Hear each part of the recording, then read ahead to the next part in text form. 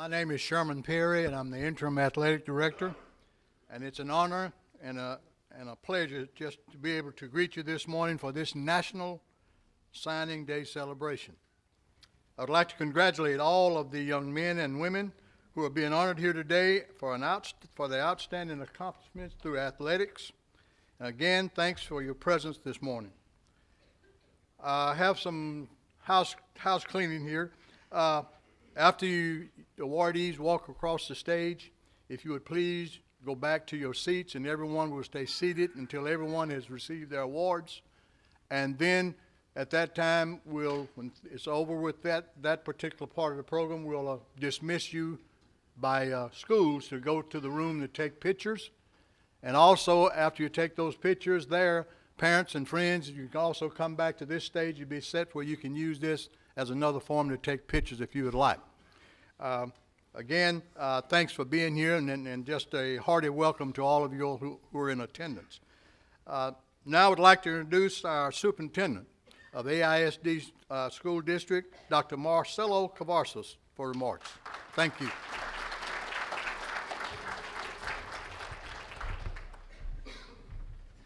Thank you, Sherman, and thank you to our athletics department, Bruce Chambers and Kim Peach. Thank you so much for your support and your work to help these young people. So good morning again, and I want to welcome you to a very special event that we, as a school district, feel we should take our time today on this cold morning to celebrate you and to celebrate your accomplishments. Celebrate you as an athlete, but more importantly, celebrate you as an individual, as a person in our community, as a person in our schools that has accomplished something really special and unique. And on behalf of our school district, we take this time because it's important to not only celebrate you in this important step, but also to remind you to also leave a legacy and inspire others. And we feel that by recognizing you here today, students and athletes, that you are doing your part yet again to help others, to leave a lasting legacy in our schools, but more importantly, to continue to reach for your dreams. And you know that being here today, you didn't do it by yourself. Your parents, your coaches, your school, your teachers, your community came together in your interest and with their love to make sure that you can accomplish your dreams. And so to the parents, the teachers, the community members, your friends, your cousins, can we give them a round of applause for their support of you?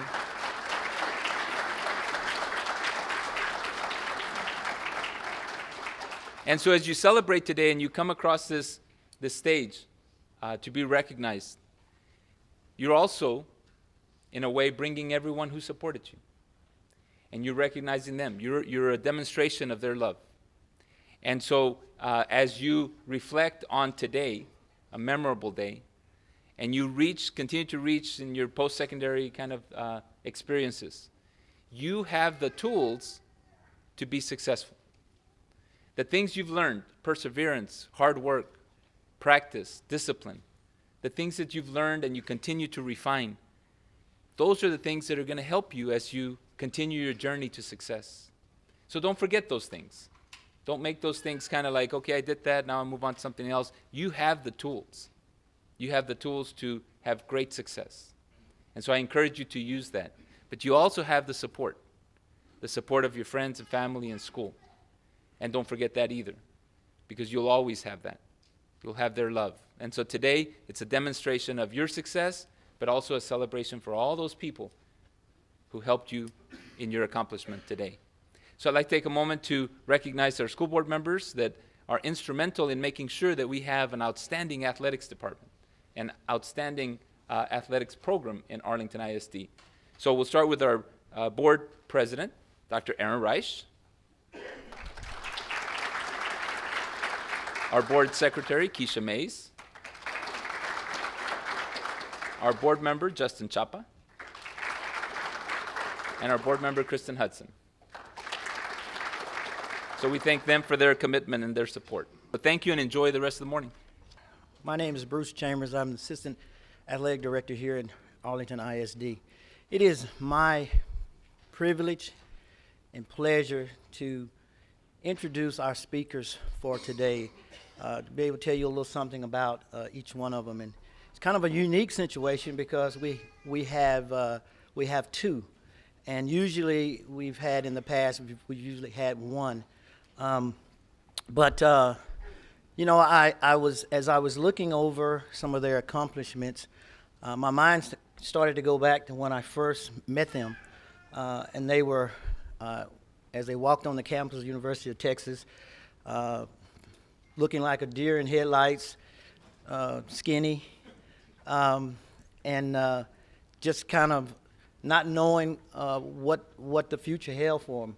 But as I started to read about them, you know, it just made me say, wow, because they feel like, to me, they feel like children. I've a son and a daughter, but I've had the opportunity to watch them as they have grown and accomplished things in life. And so I'm going to read a little something right quick for you. I first met our speakers when they were undergraduates at the University of Texas at Austin. Sanya Richards is married to Aaron Ross. Aaron was drafted by the New York Giants in the first round of the 2007 NFL Draft. Twice he's been a Super Bowl champion, Super Bowl 42 and Super Bowl 44. And both of those times they beat the New England Patriots. In 2006, Aaron's senior year, he won the Jim Thorpe Award, which is the highest award that a collegiate defensive back can be awarded. A little something about Sanya. If ever there were American royalty in the realm of athletics, sprinter Sanya Richards Ross would reign queen. She is the fastest American woman in the history at 400 meters. She became the first American woman in 28 years and only the second in history to be crowned Olympic champion over 400 meters at the 2012 Games in London. These days, Aaron and Sanya spend their time running 3 thriving businesses and raising their son, Aaron Ross II, better known as Deuce. At this time, I'd like to welcome Aaron and Sanya. Good morning, good morning. I know it's early, but we're gonna need you guys to have some energy. Good morning, good morning. We drove all the way down from Austin to be with you guys, so we are really, really excited to be here. First, I do wanna thank the superintendent, Dr. Cavazos, did I get it right? For having us. Mr. Perry, thank you so much. To the school board, members, all of you for selecting us, we really appreciate this honor. And we have to say a special thank you to Coach Chambers. First, thank you for that awesome introduction. And thank you for thinking of us. We have a really unique and amazing relationship with Coach Chambers. At the University of Texas, it just really felt like a family. And even though he was the football coach and I was a track star, I still always felt so much love from all of the coaches at UT. So thank you for being that father figure to us and for allowing us the opportunity to share today. So we're super excited to be here. Coach Chambers, with that announcement, you made me want to remarry this woman again. As y'all can tell, I outkicked my coverage. But I just want to say congratulations to all athletes. This is a huge moment, a huge day in your life. These 4 years that you're going off to college is going to be life-changing. This is where basically you start to form your life, and you might one day meet your wife there, your best friends there. So lucky. You just never know what opportunities you're gonna get from going to this university. It's the first time you're away from home with your parents. That could be scary, but you can do it. So I just want to say congratulations again, and baby. Yeah, so we were debating how we wanted to do this. This is our first time speaking together. And so we had an idea to do kind of a Q&A because I've always felt like that kind of has been the most effective because you're able to really drill into what we think are the important questions. So we're going to do a husband and wife Q&A. Y'all ready? Yes. First question. What went into your decision to attend UT? When I was selecting a university, and I hope you guys went through this same process as well, for me it was mainly about finding that perfect balance between academics and athletics. I wanted to go somewhere where I felt like I could thrive, where I could continue to grow, and so I was fortunate to be one of the #1 recruits coming out of high school, and I had lots of colleges after me, and when I got that letter from Stanford, I was like, what, Stanford, Harvard? All these really great schools for academics, but I really felt like the University of Texas met my needs as far as being able to meet both of those things. And I remember walking on campus for the first time, and I was like, man, this is definitely where I wanted to be. As an African-American woman, there was an African-American head coach, and there was an African-American academic advisor. And that was really important to me because I really wanted to have people that looked like me, that understood me, really pouring into me. And so for me, those were some of the things that I considered as I went off to college. And it was by far the best decision I ever made. How about you, my love? Mine is not as long as that, but my main reason, I wanted to win a championship. I wanted to be a part of a team like I left from high school, just with team camaraderie, great friends, great coaching staff, and the first time Coach Brown came and sat in my house, him and Coach Drake, it was just right. He told my parents that he was basically gonna be like a father figure to me, and he kept his word, and that was the winning point for my parents and for me personally. Just being able to go to the University of Texas during that era was something serious, and that was my main reason. And of course, I wanted my mama to be able to come see me. And then I don't think we can really go any further without my husband really sharing his story of patience and perseverance. My husband, his first time going to UT was 2001, but I'll let you take it from there and explain what happened why you weren't actually a freshman until 2003. You could have let me tee it up. So yeah, I went to John Tyler, like I said, and graduated in 2001, and graduated, passed the SAT, ACT scores, was happy, sat in a room like this, just happy to go off to college, and got up there for first 2 weeks, went through training camp with the team, got my dorm room, got my new car, got all of this, and maybe a day or two before the first game, Coach Brown called me in the office and sat me down and told me I wasn't clear with the clearinghouse, which means I know a lot of the athletes know about the clearinghouse, but you have to be eligible with them to be able to start your collegiate career. So he told me I wasn't eligible with them, and it was because I was missing half of a credit of an English 2 course on my transcript, and that was because I transferred from a high school that I went to in San Antonio, and then I moved to East Texas, and the credit got mixed up somehow, and they didn't catch it until 1 or 2 days before the first game. So to make a long story short, Coach Brown told me that basically I had to go home and couldn't be eligible for that first fall semester. Had to sit and watch my class that I came in with go out there and ball. So it was really hard. I had to sit at home, and it was very, very depressing. Of course, I have a strong family that kept me upbeat with a lot of prayer. and so that was the first year. Then Coach Drake, another one of our coaches, they really stayed in contact with me and told me to keep pushing, keep trying to feel your dream. And it came to a point to where year 2 started to come around, and I had an option to either go to a junior college or go back to high school and take that English 2 course that I was missing. So I felt like God had a plan for me, and it was to be at the University of Texas. So I decided to go back to high school and take that English 2 course with sophomores. So that's what I did. I passed it with flying colors, and You passed it the first time. and in 2003, I was able to go back to the University of Texas and finish my collegiate career. But to sum it all up, at some point you're gonna reach a point to where you have to be patient. You're gonna have to persevere through some adversity that's gonna show up within those 4 years. Mine just so happened to be right when I got there.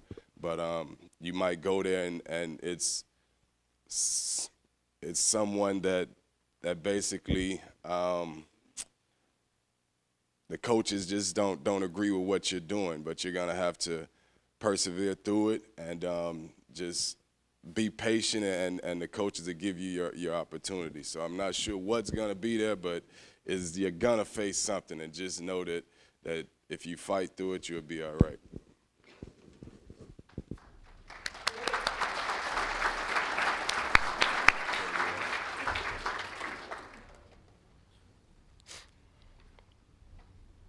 What was your biggest challenge as a female athlete? Okay, so my challenge wasn't as bad as my husband's, or as trying, I should say. But I think for me, the biggest challenge as a female athlete was when I went to the University of Texas, I was the #1 recruit coming in. And I wanted to really maintain that stature and go on to do great things at the University of Texas. And I remember when our strength coach, Bruce Johnson, he was giving us our first set of core work, and we're down there. He's like, "You have 100 sit-ups." And I'm like, 100 sit-ups? I was doing 1,000 when I was in high school back home. I remember my teammates being like, "Shut up," And That's because 1,000 a day. 1,000 sit-ups every day. And so I challenged my coach. I challenged my coach to be better, which in turn challenged my teammates to be better. And I don't feel like it was always received that well because, of course, everybody wants to be great, but not that great. So I think as a woman, we can appreciate sometimes just a little bit of cattiness and, a little bit of jealousy. And so I struggled with that as my freshman year. I won my first NCAA title, and I beat the girl that was doing really well. She was a junior on our team. And so, that was a struggle. But like Ross alluded to, which I think was ultimately the most important thing, was I had really, really good support. And so whenever I went through those things, I could pick up the phone and call my mom, and my dad would get on a flight and come to all of my track meets. And so no matter what was going on and what challenges I faced, I always had my family to lean on, and of course my faith. So I think those were probably the things that I didn't expect at that level that challenged me when I first went to the University of Texas. And I want to ask you, babe, what was your freshman year like for you going in as a top recruit? Maybe your second freshman year? Still touchy, it's still touchy. This is what keeps a healthy marriage, just laugh. But yes, the first time of going around, it was great. Of course, you're a high recruit, so you get all the top things that all the top recruits get. Were you gonna say girls? It sounded like he was gonna say girls, So right? let's move to the second time. So the second time around, of course, sitting out for 2 years, coaches, everybody think or know that you're a little rusty. So they have other recruits that they've been recruiting for the last 2 years. So guys are coming in a little higher on the depth chart than you are.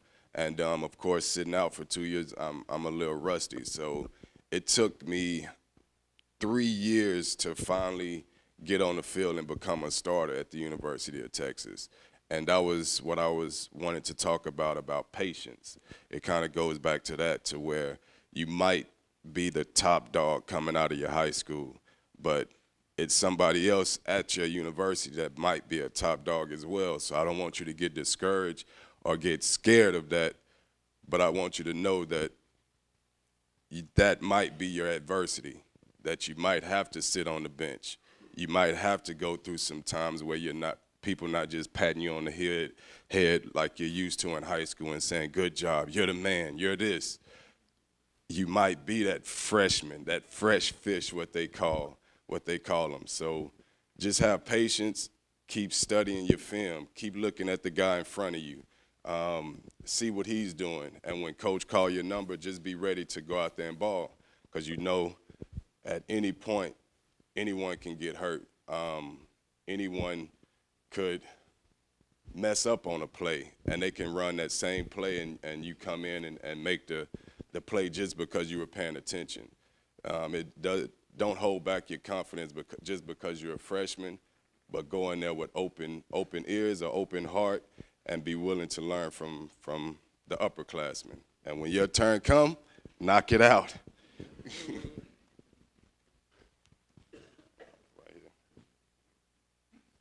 What's something you took for granted, baby? Okay, so one of the things I think I took for granted when I reflect on being in college is just the structure and the support. So at the University of Texas, we were really fortunate. You know, everything was planned for us, 6 a.m. weights, we had massages planned, ice baths, everything was structured, and it was really just for us to take advantage of it. But when I became a professional athlete, and I know it's different for the NFL, but when you're a track and field athlete, where are my track people in the house? Don't all scream at once, whoop, whoop, there you go. When you're in track and field and you become a professional athlete, it's different. You really have to plan for yourself, get your own coaches, create your own team. And so I think that's one of the things I took for granted when I was at Texas, was just how amazing it was to not really have to think about those things, but just really train at a high level and try to be the best that I could be. So I would say that, maybe. Do you have anything? Okay, on to the next one. How do you deal with misunderstandings? You kind of started talking about it, but like, how do you deal with misunderstandings, or if when you and your coach don't see eye to eye? Oh, this is another one that's going to happen. And that only, to me, it only means that your coach, he cares about you. It's a problem if the coach is not saying something to you. That means you're at the bottom of the depth chart and he's basically giving up on you. So you want a coach that's going to be on top of you the whole time and pushing greatness out of you. At some point, you're going to disagree with how hard he's pushing you, or a situation where you just completely don't understand it at that time. But just trust that the coaches, they've seen guys come in and out of that system for years. So they might see something in you that they saw in a guy 10 years ago, and they wish they would have pushed him just a little bit harder and got that out of him to where he didn't either go down the wrong track or just didn't accomplish what the coach felt like he could accomplish. So just know the coaches have your best interests at heart, and just go with it.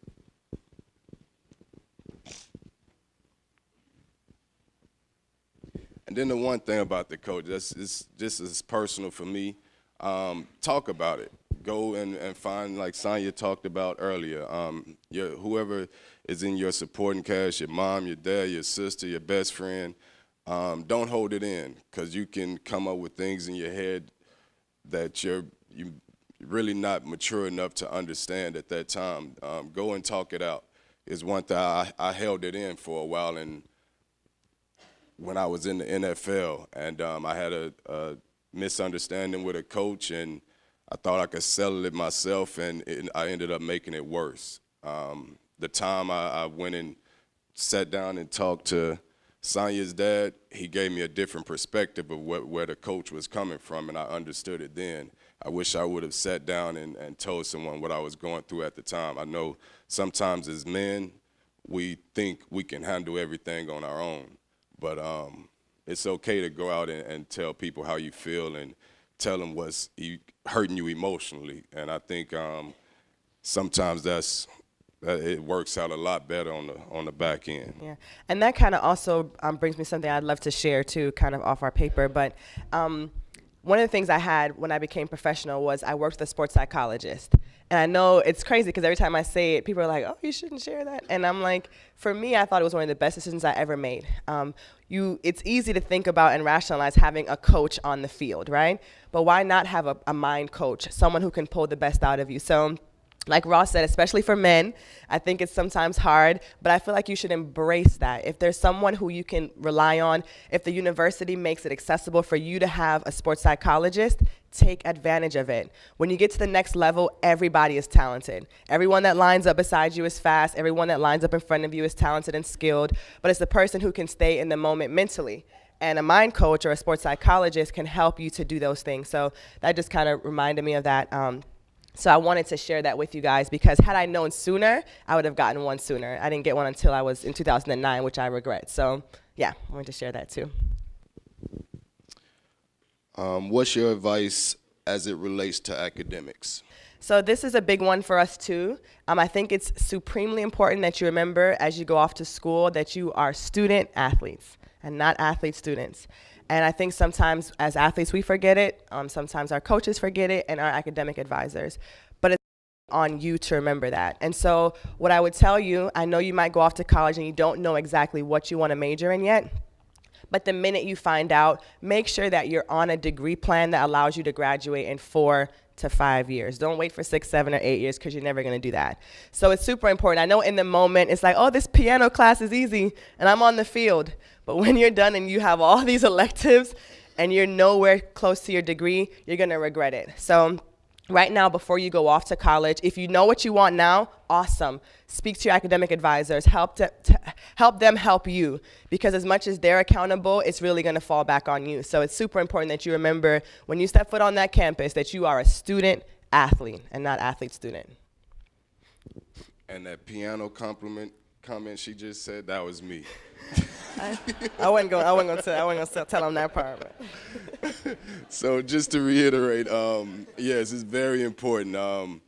Even though I went to the NFL and played in what you would see as being successful, the one thing that I didn't have under my belt don't have under my belt is having my degree. So I went back last year to look to see how many hours I had to finish.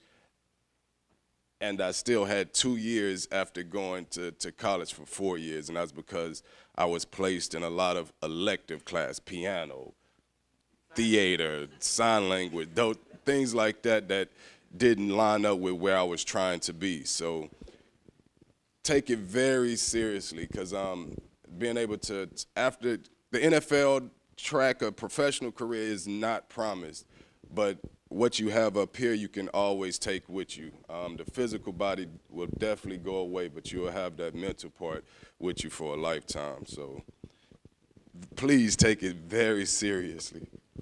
So my next question for you, babe, is at what point did you really believe or realize that you were going to make it to the NFL? When I was born.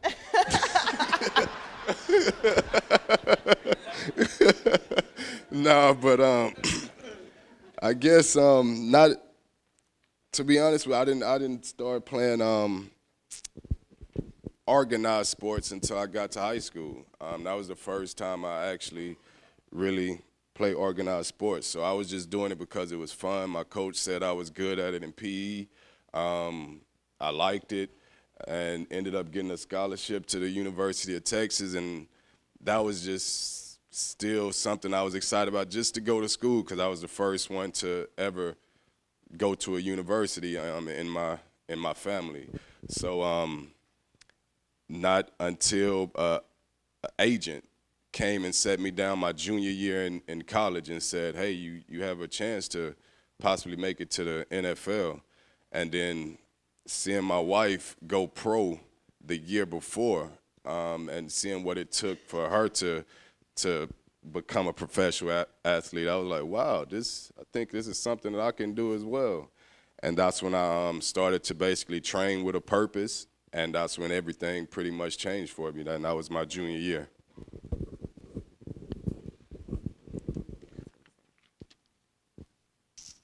Right here. You gave up your final 2 years of eligibility to become a professional athlete. Was that the right decision? Yeah, so I went to University of Texas for 2 years, and after my sophomore season, I made my first Olympic team in 2004. And I was afforded an opportunity to become a professional athlete. So in track and field, that means Nike came with the big bucks, and I thought, you know what? No. But really, though, I felt like I was going to the university to be able to put myself in a position to make track and field my career. And so to be able to make an Olympic team at 18 and then to go on and have the opportunity to represent Nike and Team USA was always my dream. But I do definitely appreciate the fact that I did go to college for 2 years. There are a few athletes who go pro before college, and I definitely wouldn't advise that. I think that there's so much to learn being a part of that kind of system, understanding how to, delegate things and to make your plans. That's what the university really teaches you. And so for me, it was a great stepping stone to becoming a professional athlete. So I think it was the right decision for me after my sophomore season to forego my last 2 years of eligibility and compete for Team USA. And those years of professional track and field were incredible. I ran for 13 years and won 4 Olympic gold medals and 1 bronze and 5 or 6 or 7 world championship medals. And so it was just a great run for us. But it was the right decision for me.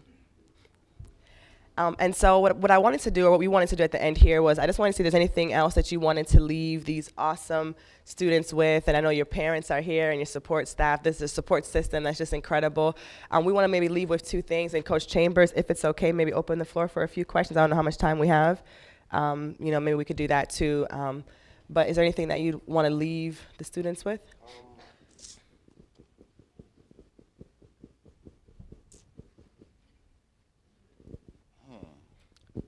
I guess I would. I want to ask a question. If I was to ask the athletes who's the best athlete in here, raise your hand. I like it. Love the confidence. I love it. Now, if I was to ask who's the best student in here, how many would raise their hand? Okay, I love it. So the ones that didn't raise their hands, I just want to say the only reason you didn't raise your hand, and you raised your hand because and said that you were the best athlete, the reason you feel like you're the best athlete on the field is because you prepared to be the best athlete on the field. You stepped on the field with confidence, and only reason you have confidence because you know you prepared in the off season, you prepared in the film room, you prepared on the practice field, and you can carry that same energy in the classroom and prepare on tests. If I didn't study for a test and I walked into the classroom, I'm shook. I know I don't have any confidence to feel like I'm gonna pass the test. But if I know I studied for this test, I took the time to read over the questions, answer them during the night. I walk in there full of confidence, knowing I'm gonna pass the test.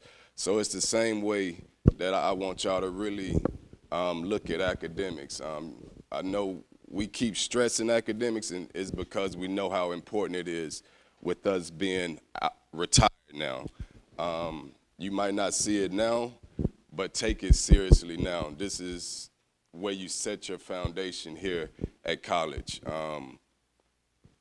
And the sky's the limit. So once again, I think that's one of the main things I wanted to get across, was just the same way you have confidence in what you do as far as it's a basketball player, just being an athlete, that's because you prepared to be the best. And I want you to do the same thing in the classroom and know that it's the old myth of it not being cool to be smart.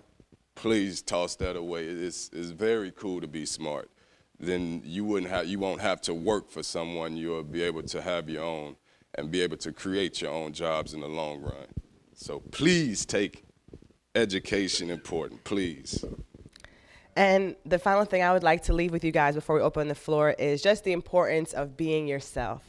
Sometimes you go to these universities and you might get, just so caught up in everything. But the one thing I learned is that nobody is better at being you than you. And every time you try to run the race like someone else, the best place you'll finish is second.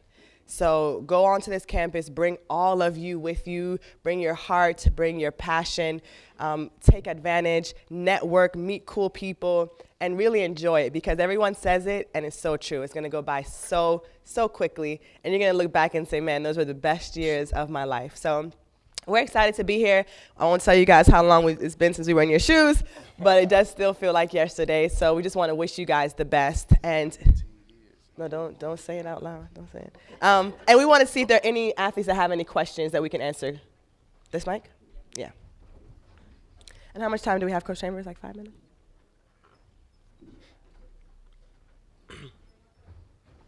Don't be shy. Please don't be. Over there,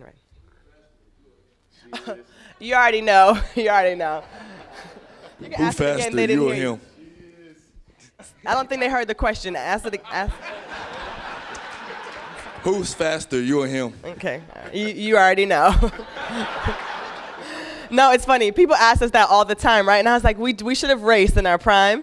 But see, Ross would never have run the 400 because he just didn't want none.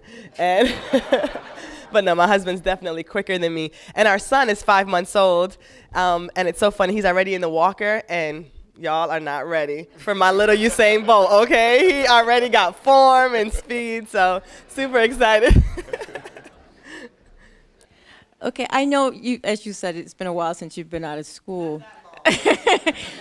But you still remember the pressures to be part of a team and how team culture can affect how you behave. And there's so much stuff going on in the media right now, and so many kids falling. We have a lot of kids in our lives who've left for college recently have come back because they fell to a lot of pressure, what's going on in the teams. How can these students here leave us, I'm a parent, leave us, and go into those environments and stand? It's a really, really, really good question. And it's so important, especially nowadays. School was different when we were there. There was no social media, so it's a lot less pressure. But I think for me, what I learned in those situations is that you can be responsible for the culture on your team. And so I remember when I went to high school for the first time, I had just migrated from Jamaica. I was born in Jamaica. My family migrated to South Florida when I was 12. And I went to high school the very next year. And I remember the girls on the team didn't like the 400. They were like, man, that race sucks, all this stuff. And I started to not like the 400 just because of them. And I didn't even notice that they were having that impact on me.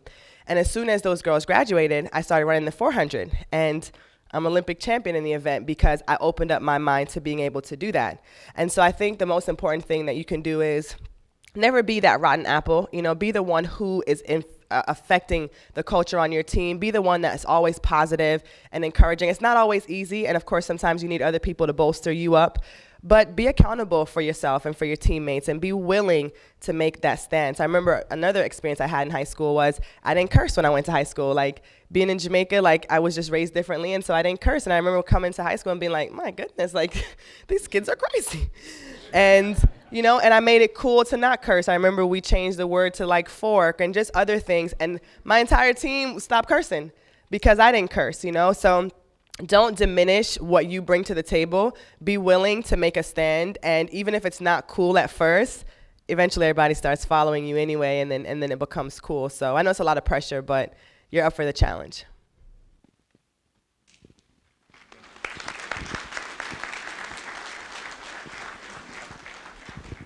Mr. Ross, question. Can you talk to the athletes, especially the football players in general? What does a typical day or schedule look like as far as commitment to athletics? And then, of course, how you balance that, even with classes or electives, whatever, how they're going to have to balance that. Come on, you I know, I just had to get it. I had to get you. Okay. Yeah, it's brutal. It's a sacrifice. It's definitely a sacrifice. Let's start in the off season. You start at 6 a.m. Workouts, meaning you have to be dressed and in the building at 6 a.m. So you're waking up at 5 a.m. Your morning starts at 5.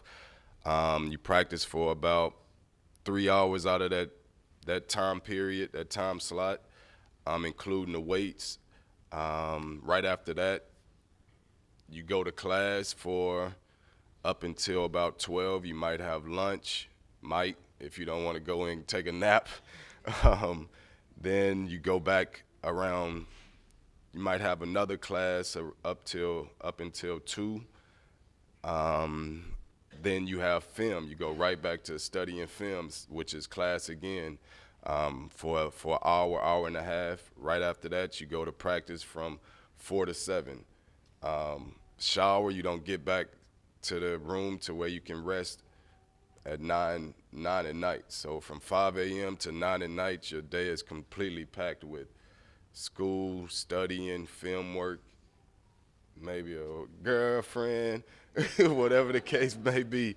Your day is completely packed. So you just have to make a lot of sacrifice. You might not get to go out and party with the rest of the guys. And like Sanya was saying, you can create your own lane. Be that cool kid that everybody is looking to, that's like, man, he got his head on right. He's up every morning. He's not dragging.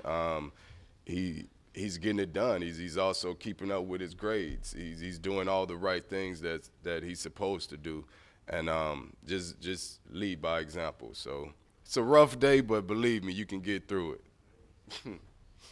One more, sure.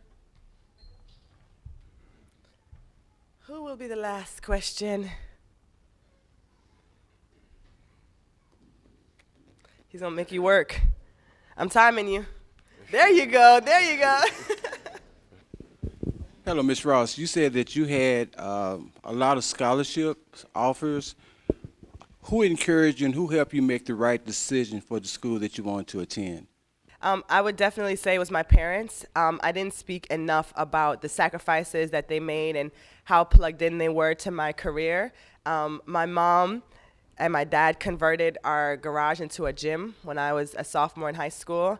My dad was in real estate, so he was able to come to every single one of my practices. My mom and my sister traveled to all of my meets, and so it really felt like a family decision, and like I had so much support. And so when the coaches came and visited my house, and when I went on visits, my family came with me, and we made the decision together. And like I said, when I walked on the campus of the University of Texas, I just knew that's where I wanted to be. Everyone was so warm.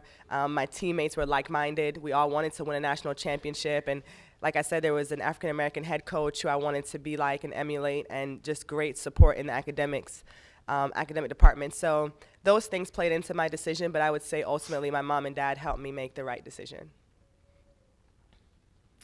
Well, we just want to thank you guys again for having us.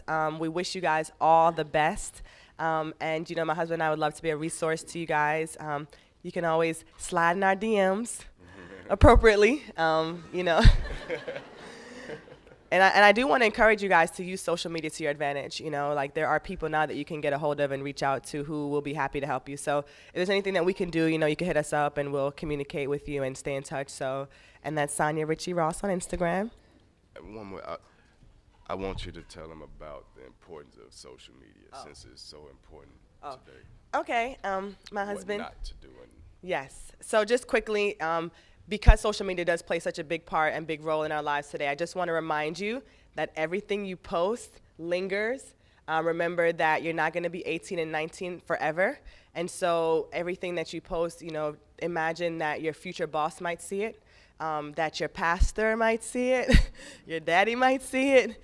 And so you want to represent yourself to the best of your ability. As a track and field athlete, I was always branding myself because it wasn't a direct path to be able to be the face of the sport. And so, you know, because of my parents and their influence, I feel like I was constantly trying to make sure I always put my best foot forward. So just be mindful of that. You know, if you go out to a party and you're not in right mind, leave your phone, put your phone down, you know, don't post it for the world to see. And I hope that you will make great choices when you're at those parties so that you're not in those types of situations. But just super important that you pay attention to what you're posting and always think, you know, who might see it, and that it's going to be there forever. All right, thanks again.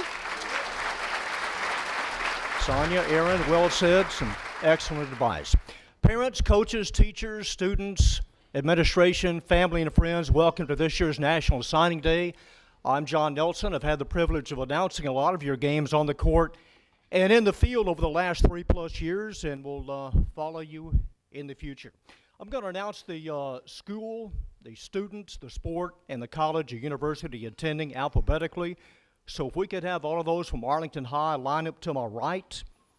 It'll be Arlington baseball, girls basketball, football, girls soccer, softball, volleyball, and boys wrestling. Arlington Colt baseball, Jarrett Granger, Ranger College.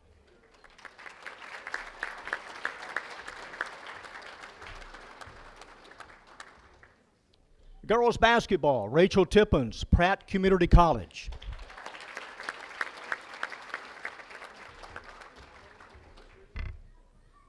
Arlington Colt football, Theron Ballard, Cisco College.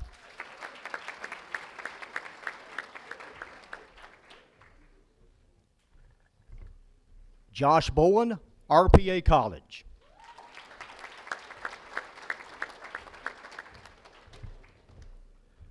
DeMonte Davis, Southwestern Oklahoma State University.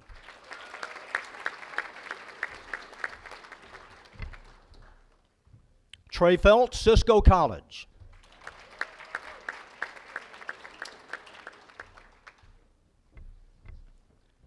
Xavier Guyton, New Mexico State University.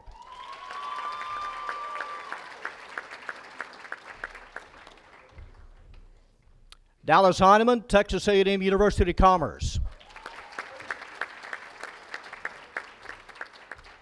I might add, national champions in football, the Lions of A&M Commerce this past year.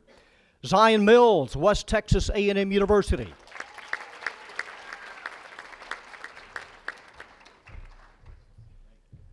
Gerald Morris, Concordia University, Nebraska.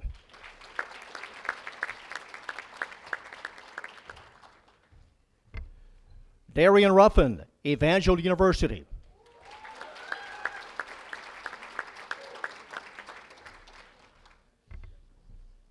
Jacob Russ, Bucknell University.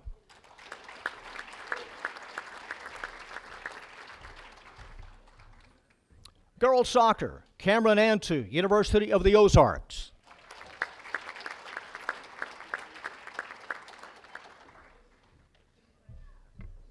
Kimberly Pack, Brookhaven College.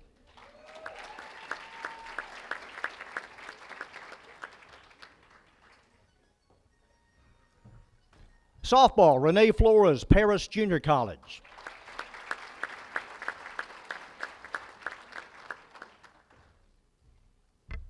Lauren Henson, Texas A&M, Texarkana.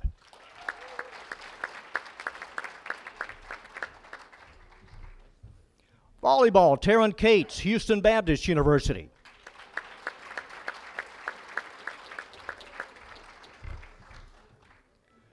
Katie Clark, TCU.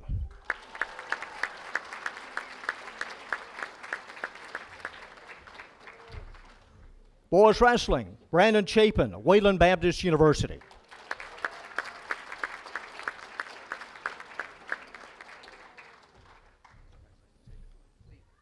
If we could have Bowie High School next, girls basketball, football, and volleyball to my right. Bowie High School, girls basketball, Jasmine Robinson, University of North Texas.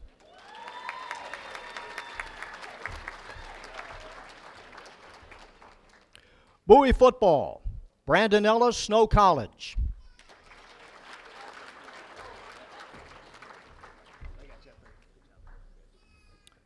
James Harry, Missouri Southern State University.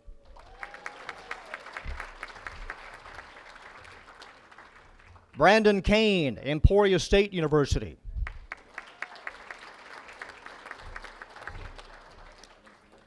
Emmanuel Lamonze, New Mexico Highlands University.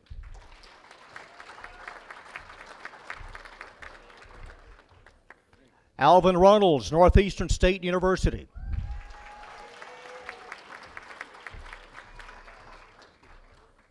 Emmanuel Tato, Cisco College.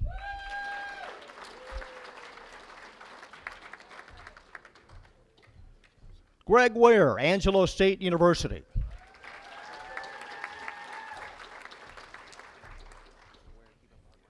Volleyball, Taylor Salone, Vernon College.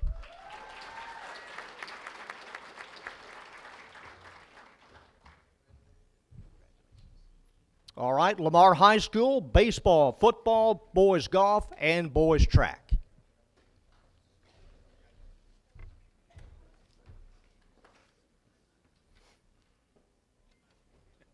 Lamar baseball, Jose Gutierrez, Dallas Baptist University.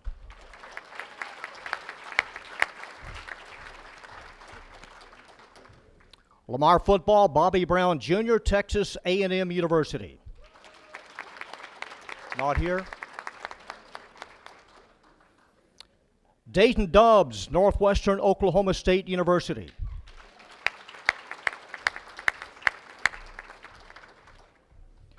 Jalen Jones, Southern Nazarene University.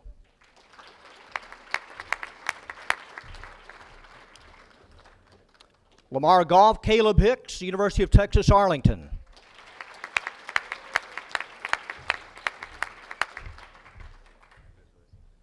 And in track, Karen Johnson, Ottawa University.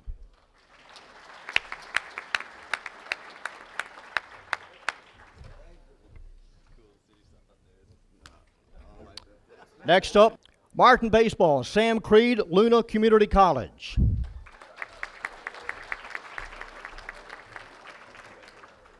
Seth Dunlap, Bacone College. Tommy Foster, Ouachita Baptist University. Grant Howell, Oklahoma Panhandle State University. Andrew Mason, Sterling College. Antonio Marino, Sul Ross State University.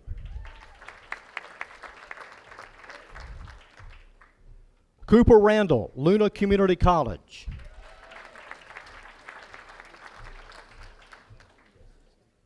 Ben Smith, Luna Community College. Jacob Tamayo, College of the Ozarks.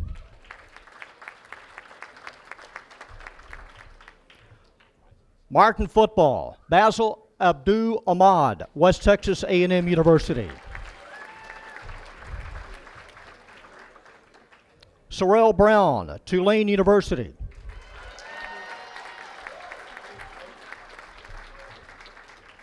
Devin Bryan, West Texas A&M University.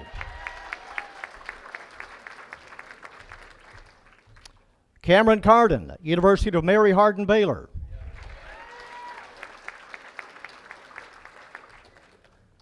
Keelan Chilton, Southeastern Oklahoma State University.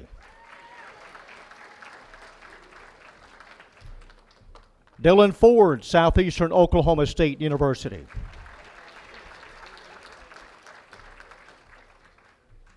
Jacob Holland, University of Arkansas Monticello.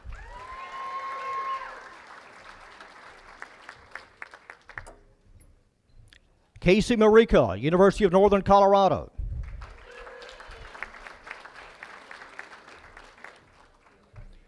Juma Odaviano, Rice University.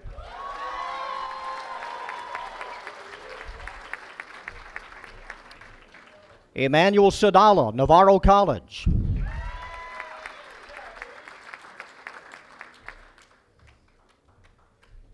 Spencer Trussell, Kansas State University.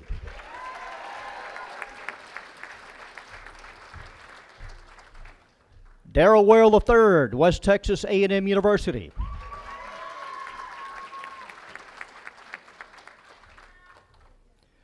Dylan Wheeler, University of Minnesota, Crookston.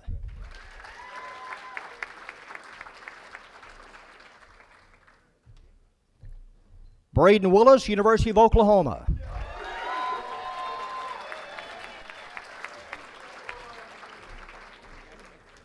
Martin cross country, girls track, Cree Perkins, Crowley College.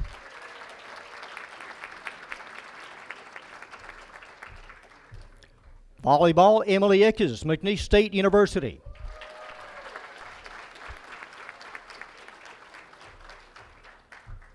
Sam Houston High School, football, and boys soccer.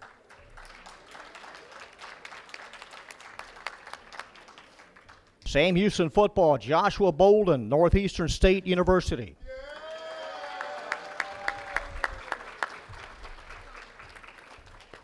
Robert Brown, University of Mary Hardin Baylor.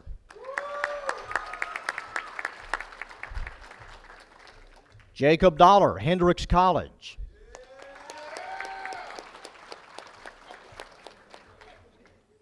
Trey Flood Hensley, University of Mary Hardin Baylor. Kimon Jones, Oklahoma Panhandle State University.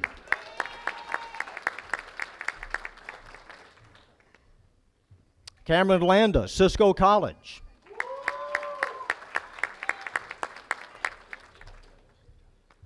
Jerome Shackelford, Oklahoma Panhandle State University.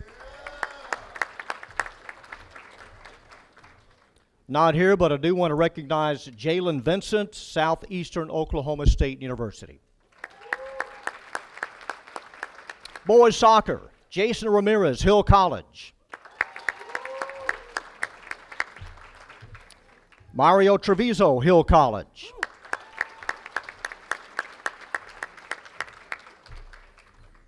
All right, Seguin High School, it'll be Seguin football and track. Seguin football, Timothy Aiken-Yoda, Dodge City Community College. Deshaun Baker, Tarleton State University. Jorge Barrera, Henderson State University. Nolan Daggs, Tarleton State University. Terrell Haynes, University of Texas San Antonio. Marcus Johnson, Dodge City Community College. Joey Mayhop, Fullerton College.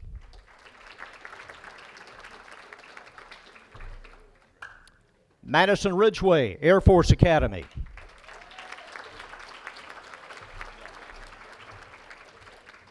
Cross country, track, Keyshawn Bradford, University of Central Arkansas. Robert Tier Jr., Texas Tech University.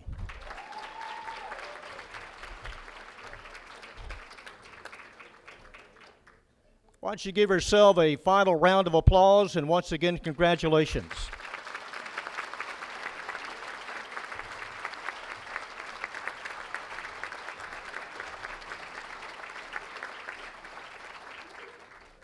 Mr. Perry?